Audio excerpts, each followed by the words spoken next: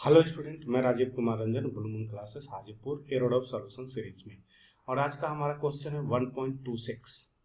1.26 और 1.26 क्वेश्चन का जो हमारे पास इंफॉर्मेशन है वो कुछ इस तरह से है। A point moves in the plane x y according to the law x is equal to a sine omega t and y is equal to a 1 minus cos omega t. Clear? तो हमारे पास given information है, मतलब we have given information जो है हमारे पास ये है।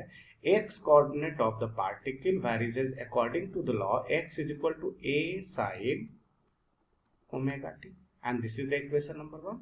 And y coordinate varies according to the law a 1 minus cos omega t, and this is the equation number 2. Clear? These are the given information. Next information is a and omega are positive constant. Clear?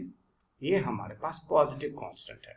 तो मैंने आपको बहुत पहले और जब भी मैंने question का सॉल्यूशन दिया है उसमें आपको एक बात जरूर बताई है कि हमारे पास कुछ गिवन इंफॉर्मेशन होगा और उस इंफॉर्मेशन में छुपी हुई इंफॉर्मेशन को निकालनी होती है। मतलब हमें सबसे पहले क्या करना होता है कि अगर मैं बात करूं तो सबसे पहले हमारे पास ये है कि फर्स्ट टास्क जो हमारा होगा कि we have to find the hidden information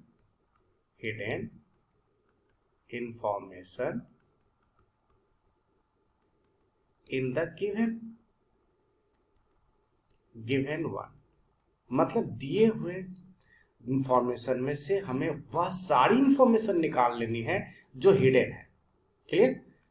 समझ में आए? और हम अगर लगता है कि अगर आप उसे निकालने में सफल हो गए तो ये क्वेश्चन बन गया। क्लियर? समझ में आई?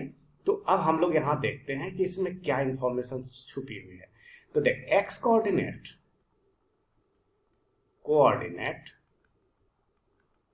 varies according to the law x is equal to a sin omega T. मतलब इसका जो इंफॉर्मेशन है, ध्यान रखो, इंफॉर्मेशन इसमें जो छुपी हुई है वो क्या है? पहला मतलब है कि particle motion is SHM along x-axis।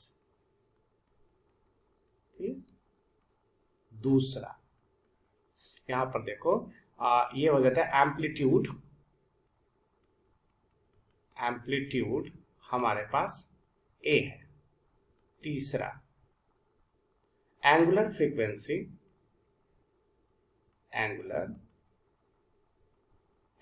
Frequency हमारे पास ओमेगा है। चौथा सेंटर ऑफ ऑसिलेशन हमारे पास 0 है। ठीक है? ये इंफॉर्मेशन छुपी हुई थी। दूसरा वाई कोऑर्डिनेट के लिए, तो हम लोग बात करते हैं फॉर वाई कोऑर्डिनेट। तो फॉर वाई कोऑर्डिनेट अब ये वैरीज करता है, varies according to y is equal to a 1 minus cos omega t. तो इसमें जो इंफॉर्मेशन है वो हमारे पास कुछ इस तरह से है। इंफॉर्मेशन हमारे पास वो इस तरह से है और वो इंफॉर्मेशन हमारे पास जो बता रहा है वो ये है। पहला, मोशन ऑफ द पार्टिकल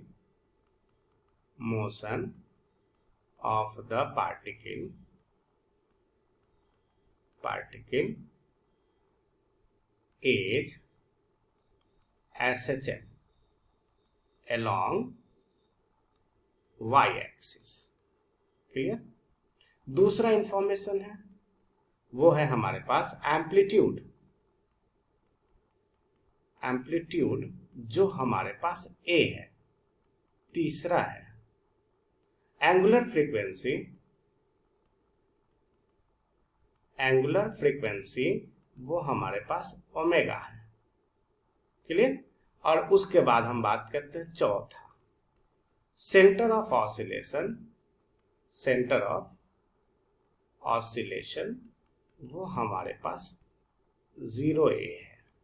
ठीक है। अब हम लोग बात करते हैं तो दोनों का फेज डिफरेंस, फेज डिफरेंस जो हो गया हमारे पास वो है π/2। ठीक। और दोनों जो है एट t बराबर 0, एट t बराबर 0 x is equal to 0 and y is equal to 0, मतलब ऑरिजिन पर है। क्लियर। और चूंकि पार्टिकल के पास दोनों वर्ड मोशन है, क्लियर, तो यहां पर हम बात करते हैं कि since particle having both x and y coordinate varies simultaneously. Clear. तो इस अवस्था में आप बात करोगे तो अगर ये कंडीशन होता है और दोनों एक साथ मोशन होती है तो हम लोग यहां पर बोल सकते हैं कि मोशन है ना, जो कि क्या होगा, resultant motion of the particle, of the particle कैसा हो जाएगा, सर्कुलर हो जाएगा। कैसा हो जाएगा, सर्कुलर हो जाएगा। क्लियर। इसका एंगुलर वेलोसिटी कितना हो जाएंगे, angular velocity omega. Clear, omega हो जाएगा। और ये कैसा होगा, कांस्टेंट। ये क्या हो जाएगा, कांस्टेंट। मतलब मोशन कैसा हो गया, motion is uniform, uniform circular motion. Motion कैसा हो जाएगा बाबू, यूनिफॉर्म सर्कुलर मोशन। तो इसका मतलब ये हो गया कि इतनी सारी इंफॉर्मेशन आपको दे दिया मात्र ये दो इक्वेशन देने में। अगर इतना बात क्लियर हो रहा है तो क्वेश्चन बन गया। क्लियर। तो अब यहां पर पूछ रहा है, अब ए के लिए बात कर लो हम लोग। अब हम लोग किसकी बात करेंगे, ए की बात करेंगे। तो ए में कह रहा है कि the distance is traversed by the point during the time T. Clear. तो यहां से ध्यान रख बाबू कि इतना इंफॉर्मेशन दे दिया, इतना इंफॉर्मेशन तुम्हारे ब्रेन में होनी चाहिए। तो यहां पर देखो कि फॉर ए एंगुलर वेलोसिटी कितना हो गया, एंगुलर वेलोसिटी वो हमारे पास ओमेगा हो गया। क्लियर। तो इन मतलब है कि ओमेगा इज इक्वल टू क्या होता है, थीटा अपॉन टी। क्लियर। तो ये बात आपको जानना है। तो एंगल मतलब है angular displacement, angular displacement in time t. तो कितना हो जाएगा, मतलब theta is equal to omega t. Clear. तो यहां पर पूछ रहा है distance, that is we have to find distance travel in time t. Clear. मतलब सरकमफ्रेंस हो जाएगा, मतलब है कि आर्क लेंथ, तो आर्क बराबर कितना होता है, ए थीटा, मतलब रेडियस, रेडियस गुने angle. Clear. And that is nothing but the distance. और इसी को आप कहोगे पाथ लेंथ। क्लियर। तो पाथ लेंथ की अगर बात करते हो तो डिस्टेंस, तो distance is equal to nothing but radius. Radius तेरा कितना है, ए। एंगल कितना है, ओमेगा ट। तो this is the solution of what, A, and this is one answer. Next अगर बात करते हैं हम लोग, कह रहा है क्वेश्चन नंबर बी। तो क्वेश्चन नंबर बी में हमारे पास जो इन दो है वो कह रहा है कि the angle between points velocity and acceleration. तो इसमें तो कुछ करना ही नहीं है।